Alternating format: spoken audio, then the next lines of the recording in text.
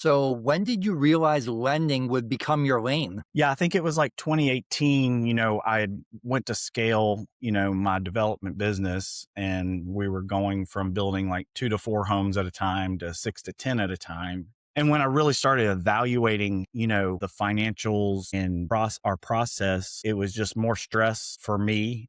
And I had a team, and I really wasn't making that much more money when it came to it. So I think that's when I kind of sat back and started evaluating. Hey, I'm at a fortunate time where rental properties had gone up in value. Rentals were starting to cash flow because I'd had them for 10 to 15 years. What can I do now? So that was kind of a searching time where I kind of looked at a few different things, and then ended up landing in the lending space. Quick favor before we jump in. It always surprised me that a large percentage of people who listen to the show regularly haven't yet subscribed. If you're a commercial real estate operator, investor, or builder who values conversations like this around deals, capital, and technology, please take 2 seconds and hit subscribe. It's a simple, free way to support the show. My commitment to you is that my team and I will continue bringing you higher level operators, stronger conversations, and real execution level insights every single week. Thank you. I truly appreciate it.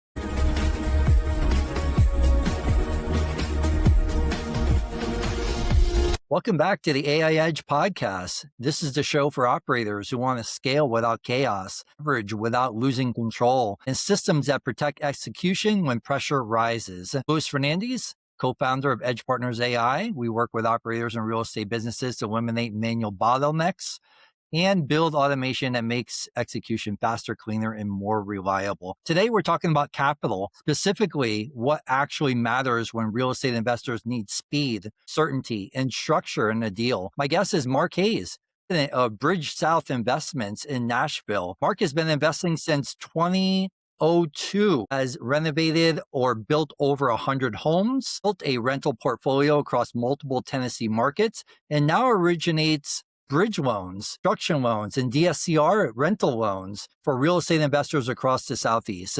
This is not a rate conversation. This is an execution conversation. Mark, Yeah. welcome to the show. Thanks for having me, Lewis. Appreciate it. Awesome. Mark, to set the frame, when someone asks you what you do today, how do you answer that in real life? Yeah, sometimes if I want to be cheesy, I'll say, "Oh, I'm a matchmaker." So I find the lending solution that fits best for the borrower investor. But yeah, we just that's the main thing it's like you said, a loan is not just about the interest rate, a lot of factors, and people have different priorities and the project itself. Sometimes we'll kind of speak, hey, this is going to be the best fit for them. Excellent. You've been in real estate since 2002. You've been an operator, builder, rental owner, and now lender.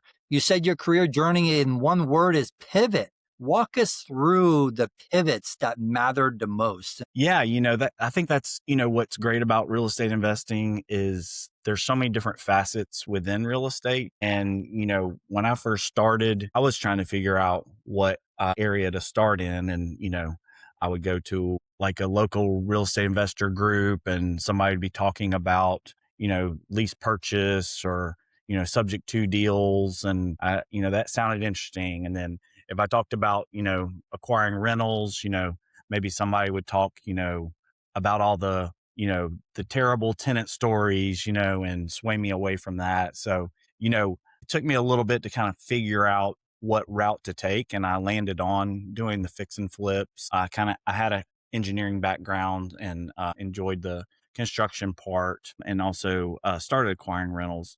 But the neat thing about real estate and why I said pivot is, your interest changes as you develop and get more experience, and market changes as well. That's why I've kind of ventured doing different things over the years.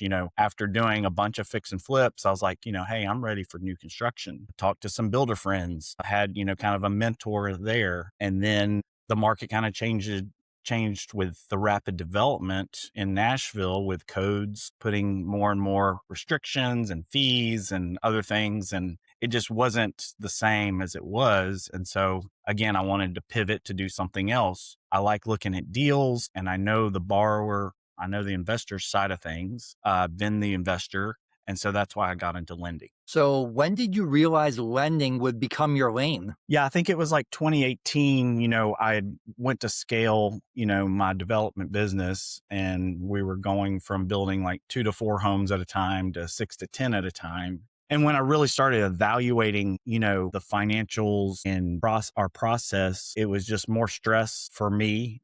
And I had a team, and I really wasn't making that much more money when it came to it. So I think that's when I kind of sat back and, started evaluating, hey, I'm at a fortunate time where, rental properties had gone up in value. Rentals were starting to cash flow because I'd had them for 10 to 15 years. What can I do now? So that was kind of a searching time where I kind of looked at a few different things, and then, ended up landing in the lending space. What pain were you seeing, Mark, in the market that made you say, I can solve this better? Yeah, I mean, I know with fix and flips, especially, and just being an active investor myself, it's about speed. And to get a good deal, a lot of times you got to be able to close quickly. And if you're wanting to scale and do multiple deals, and then you need to have reliable funding. So I kind of treat it as like more of a partnership versus like transaction based. I want to help, borrowers scale and grow their business. Excellent. Let's break down Bridge South like an operator. Where does revenue come from today? Yeah, so good question. We still have a rental portfolio, and I've kind of done some 1031 exchanges with some residential properties and moved into some commercial, some multifamily and mobile home and RV parks. So we have revenue and cash flow from the rental portfolio. And then on the lending side, I've actually been doing a lot of brokering right now. The market has kind of changed in the last couple of years. And so there's been a lot of institutional money go into this space. So it's made it more competitive. And so I can typically find a better deal for my borrowers, as far as what fits for them for that project from another source versus if we were to do it in-house.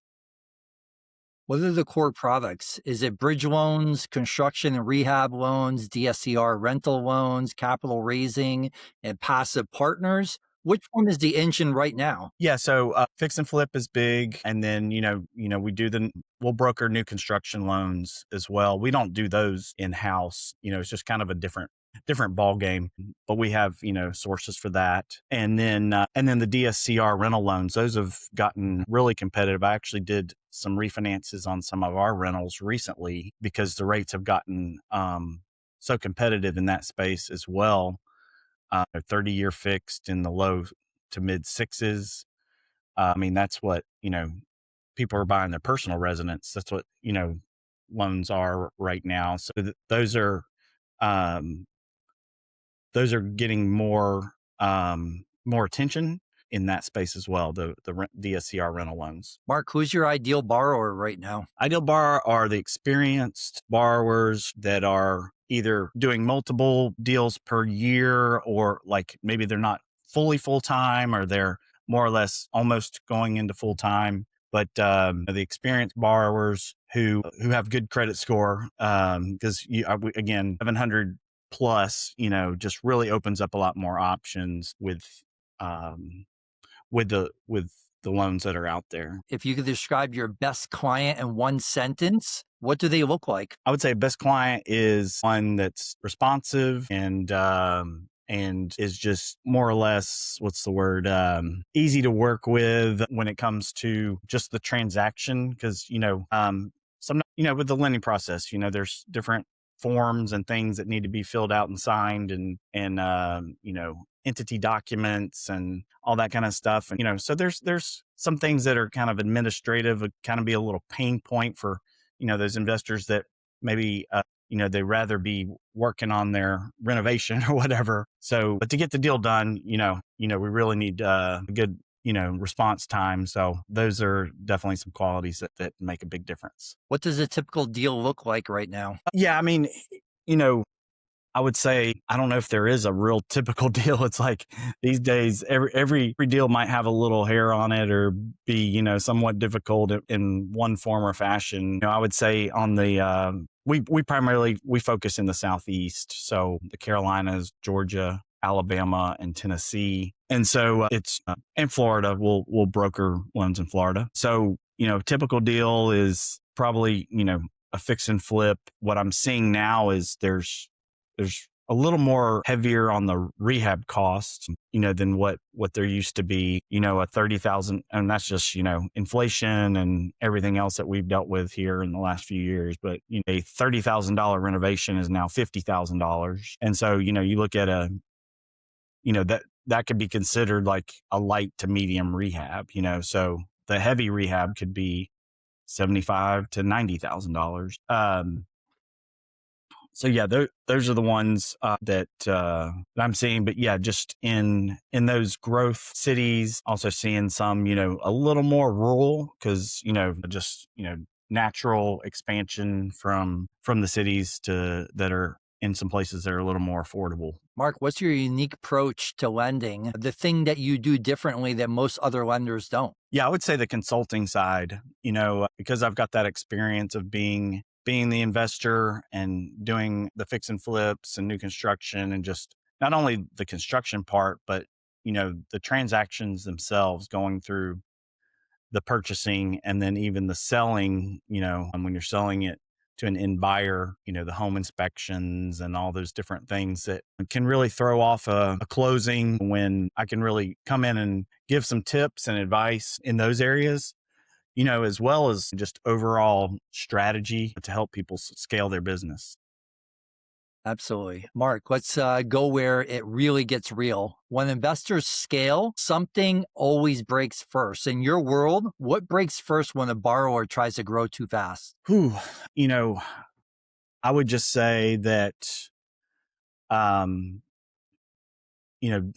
details get left, get missed, so I think the other part is hiring the right people, because I've definitely over the years had that myself where, might have hired somebody as an office manager type person and realized, it was not a good hire, but I, kept with them because I needed somebody.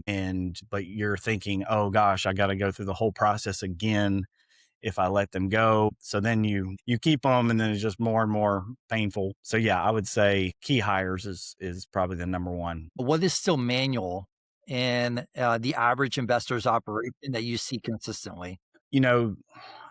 I guess it's probably on the construction side of things is what I'm thinking, when it comes to rehab and building.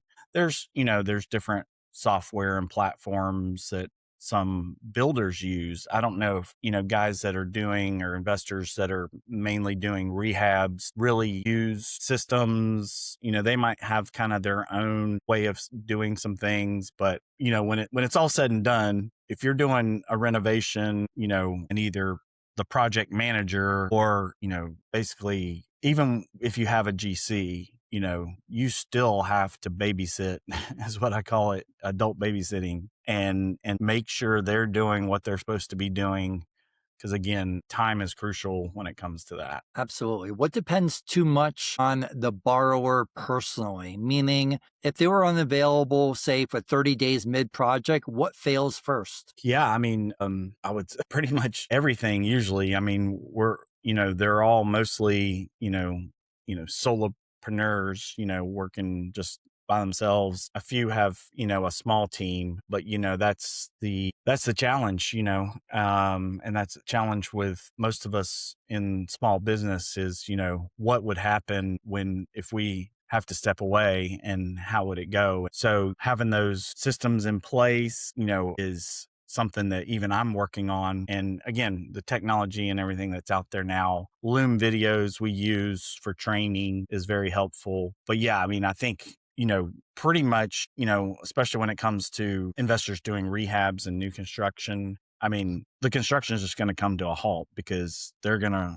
quickly realize they're not going to get paid if the owner of the property is incapacitated for a while. Mark, when someone comes to you asking for money, what signals tell you that they are an operator, not a tourist? Not a what? A tourist. A tourist.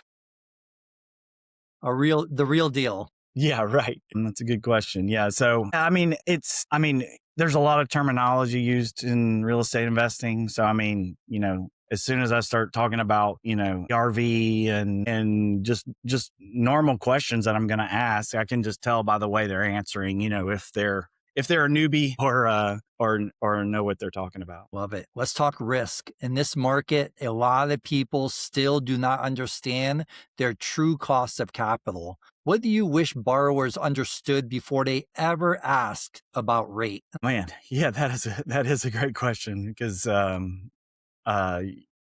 there's, I think that's what, since I've moved over to the lending side, I've now have a much better understanding of is the lender side of the risk. The borrower, they have just, blue sky thoughts of, I just need this money. I don't want to put any money into the property. Everything's going to work out perfect and I'm going to make a lot of money on this. It is a hard business, and it doesn't matter. And I'm not talking about just rehabs. Like you said, you invest in commercial deals. And when I closed on this apartment complex, back in August of last year, that was a really difficult transaction. And so, it is a hard business. So I think, I think what borrowers should realize is, what can happen if they stop paying, and they got to think, well, why,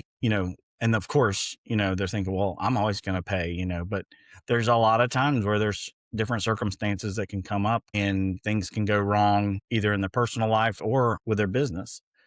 So, just understanding that, what those true risks are from on the lender side, because they're the ones that are, funding the deal. What's one mistake investors make that costs them the most money? Yeah. I think it comes down to a construction budget. There's, as far as like when it comes to values, I think there's so much data and everything out there now, and, investors can be a little on the conservative side. Experienced ones will be more on the conservative side of the value, after repaired value. But on the construction side, especially in rehabs, you can just, get in there and start working on it. And what happens a lot is contractors, they like to convince you to spend more money, but they do it very sly. So, why don't you do this? And why don't you do that? And sometimes they do have, good ideas, but making those different decisions on the fly can sometimes cost you when it's really wasn't worth it. I've got numerous stories of that where I, looking back, I said, I really didn't need to do that. So, but at the same time, you want to, do a few things that make your property stand out over others. So that's the fine balance. So yeah, I would just say, the decision making when you're in the middle of construction. Can you explain to us the process of when things go wrong? What's your process? Whether it be late timelines or over budget or unexpected rehab scope, permitting issues, exit price shifts. What do you watch and how do you react? Yeah. So, from a lender standpoint, typically, we're just going to, kind of put things on pause if it's during a transaction. But for an operator who's actually in the middle of it, let's say they've already closed on the loan, they're in the middle of it, I think it's a good time to, take a moment, get with your team and, reevaluate your business plan to see if that's still the best path, or, do you go to plan B or plan C? What does a strong borrower do in a problem moment that a weak borrowers never do? Yeah, I think you can't really, it's hard to value that cost of experience, so there's, again, I think it just goes back to decision making. And if you're a newer investor and you don't have that mentor or, someone else helping you, you don't know what you don't know. So, your decisions are going to be limited. So I think overall, that's why I've always told people in this business, it's so important to have a mentor, and even multiple mentors, for various types of things. One might be really good on the construction side, somebody else might be good on the operations or the, financial business side. I agree. I think mentoring is invaluable for sure. Somebody who actually has done it. One of the best things my mentor has always told me is, I'm going to save you so much amount of time by telling you what not to do, because I've done it before, right? I've already made the mistakes. So if I can help you save years of heartache, that would be the most valuable thing I can help you with. That's true. Mark, let's talk a little bit about AI. Our show is called The AI Edge, right? But we do not do tech bro hype, right? We talk leverage, right? So where does automation or AI actually save time in your business today? Yeah. So I'm excited to talk about this because I was at a conference, a real estate investors conference 2 weeks ago. And there were two different guys that spoke about AI and one, he said that AI has grown more, and I don't know if I'll probably butcher the actual stat, but it's something like, it's grown more in 2026. So this was like mid-February. So the first 6 weeks of 2026 than it had grown in the last 2 years. And so, he was introducing us to all these other platforms aside from, Claude and ChatGPT and the ones that, most people know about. And so I'll tell you what's helped me is I put together a pitch deck as we're, raising money for a fund for our lending business. So I just had it running on this other computer while I was doing some work, and it, put together this whole slide presentation. I made a few little adjustments to it. That was a huge time saver. Even just an outline for a business plan to give to those possible investors, because I had to kind of refine some things from what I had. Mine was a little outdated. So huge time saver there. Incredible. Are you using it for loan intake or data gathering? Not yet. I'll tell you now, when I was buying like that multifamily property back last year, there's some different underwriting tools for evaluating, commercial and underwriting or multifamily. And I did come across one platform that used AI for all that. And it was a lot more efficient than like just, the different spreadsheets and things that I'd used in the past. And then, I think in another space where opportunity is in appraisals and valuations. And there's just so much data now, and I can really see where that can make things a lot more efficient, which would really help out the hard money lending world, as for running comps and trying to figure out the after repaired value. Because again, speed is so important in this business to close the transaction quickly sometimes. Are you using it for document review? Sometimes, yeah, for sure. Investor updates? I have not. I No, have not okay. used it for there. Pipeline follow-up? Pipeline, we use Go High Level as a CRM. So I don't know if there's a way to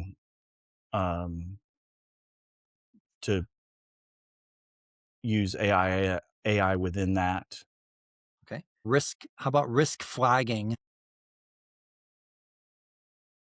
I would say yes, in some underwriting, in doing some research, maybe for like a market. So like if we get a loan request for maybe it's a town, a suburb, or, again, like I said, because due to affordability, and cost of living, people are moving further and further out of, even some of these secondary markets. So,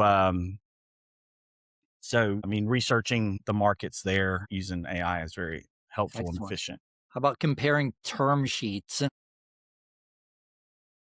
I need to do that. Yes. Okay. That's a great idea.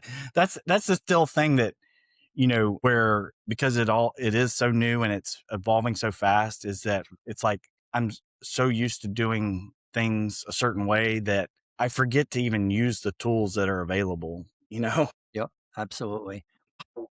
My thought is it's costing so much money to invest in that it's the the Googles and the Elon Musk and those people that just have a ton of money Billions. for resources, that can survive maybe any sort of bubble. Sure, sure. If you could systematize one workflow tomorrow inside of Bridge South, what would you pick first and why? For the brokering, it would be obtaining quotes. And again, that is something that we're working towards.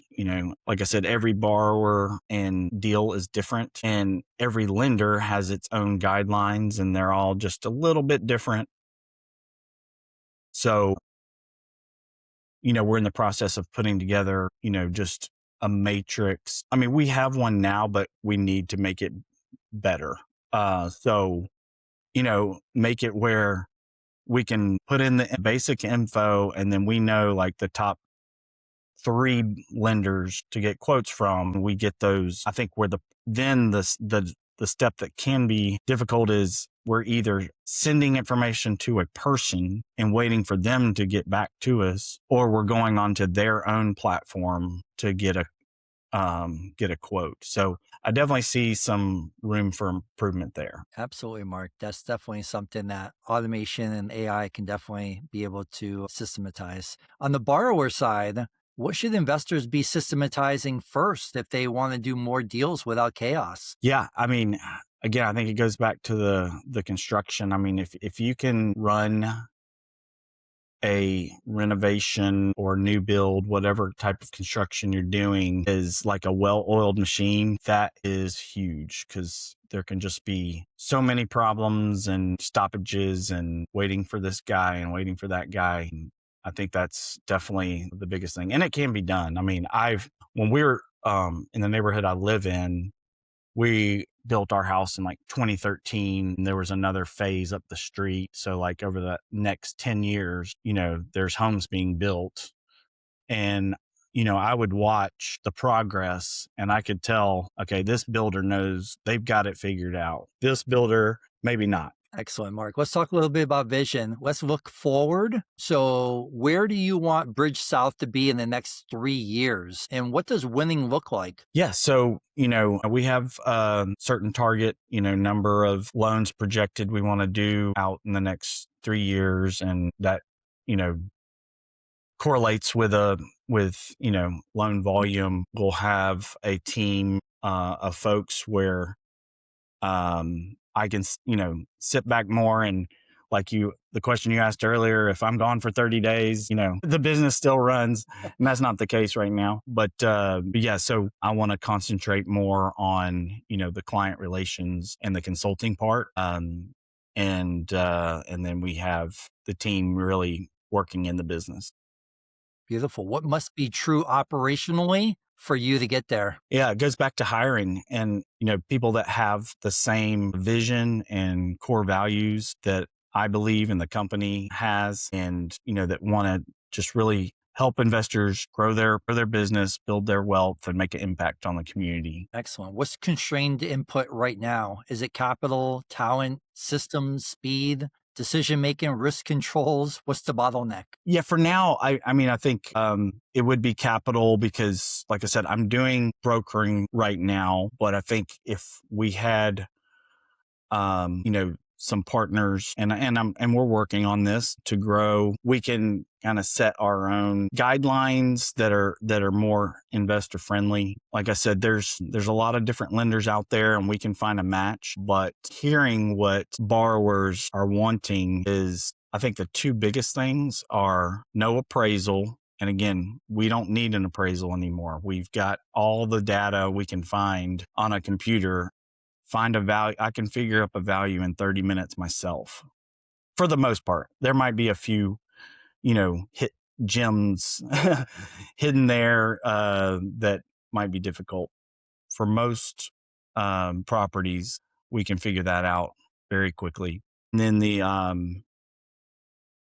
other part is borrowers that are wanting to scale their business, that are experienced in full time. They want the least out of pocket, on their loan, for the loans. They want Right. 100% financing, of course. Yeah. No money down. Right. And I mean, we've done that in the past, and we've gotten creative on deals, and for the right borrower, again, it goes back to what we were talking about before with risk. You have to earn that, right? You got to have the experience, and again, the property itself, and the business plan has to be a factor. But those are some things I think, that we can solve. Love it. Let's have a little bit of fun. Lightning round, some quick hitters. You ready, All Mark? right. Sure. Hard lesson you learned in lending. Hard lesson I learned is this is not a lightning round when I can't answer fast. Systems. Got to have good systems. Most important KPI you watch weekly. Lead gen, I would say, income. Love it. Biggest myth investors believe about funding. That they can have the lowest rate, the least out of pocket, and the lowest fees all in one loan. That's perfect. One trait every operator must have to scale. A good team. Last one, your definition of real wealth. Real wealth is creating time for your 100%. That's the ultimate goal, is time freedom or ultimate freedom, right? Yeah. 100%. Mark, where can people find you if they want to connect with you, learn more, and potentially do business with you? What's the best place to find you online? Yes, our website is simple, bridgesouthInvestments.com. Yep. And it's got all the information about what we do and how to contact us. Excellent. LinkedIn also? I am on LinkedIn. Yes. I'm sure there's 1,000 Mark Hayeses, but they could probably find me by my bald head. Love it, Mark. Appreciate you coming on. This has been a sharp and practical, exactly how operators need to think about capital and execution right now. For everyone listening, if you got value from this episode, do two things. First, follow and subscribe so you don't miss the next conversation. Second, share this episode with another operator who's trying to grow their portfolio and needs faster, cleaner execution capital. Mark, thanks again for coming on, and we'll see you on the next episode. We thank you, Mark. Thanks a lot. It was fun.